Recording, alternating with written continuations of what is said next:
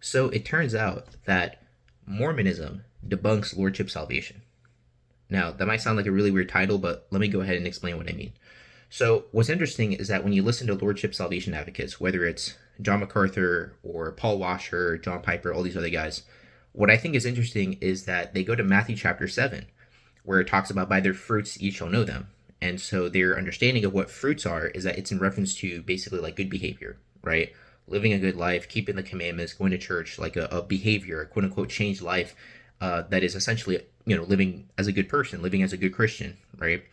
And what's interesting is that they go to Matthew 7 to basically say that, hey, if you're supposedly saved, but you don't have any good fruits, you're not living a good life, you don't have a changed life or whatever, then you're just simply not saved. That's an evidence to show that you're not really saved, because if you were really saved, you would have fruits, you would have evidence, you would be living a good life, right? That's essentially how they understand the idea behind, by their fruits you shall know them. They think it's about salvation, which it is, of course, but they think that the fruits are referring to behavior, okay? However, if we apply that logic consistently throughout Matthew 7, Jesus says that a good tree cannot bring forth corrupt fruit, and a corrupt tree cannot bring forth good fruit, right? So just being consistent, according to them, they would have to say that every single person, right, that produces the good fruit, in this case, what they believe is good behavior, essentially, then they would have to say every single person that has good behavior must be saved, right? Because you can't have an evil tree producing good fruit. It's not possible according to Jesus. So then the question is, well, how do we make sense of that, right? Well, here's the thing. The reason why we know that this interpretation is not correct is because we have an entire false religion known as, the Mormons, right? The technical term is like the Church of Jesus Christ of Latter-day Saints or whatever.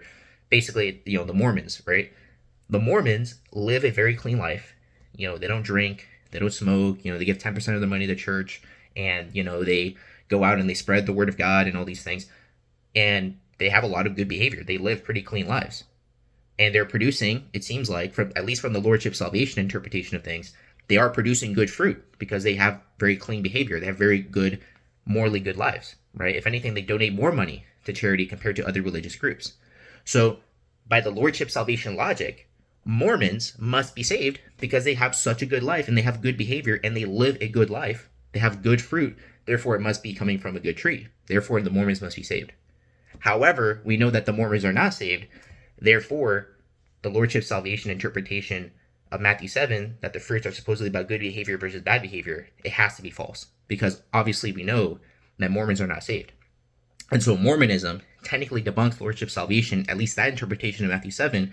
The fruits cannot be about behavior, because then you would have to basically say that every faithful Mormon must be saved because they live a good life, they live a clean life, and therefore they have to be saved.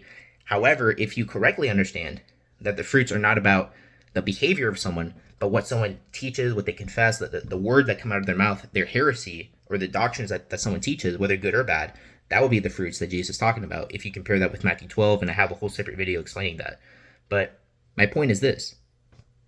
Lordship salvation and the way they interpret Matthew 7, it cannot be about behavior, because then you'd basically have to say that, forget about Mormons. How about Alcoholics Anonymous, right? People that have a changed life where they finally quit drinking alcohol and they finally change their life. That's a lot of good fruit. That's a lot of good behavior, apparently, that they have. But does that mean that they're saved? No. Not every single person that finally changes their life by stopping drinking alcohol is a saved person. So therefore, that's another evidence that the way that Lordship salvation advocates interpret Matthew 7 is incorrect.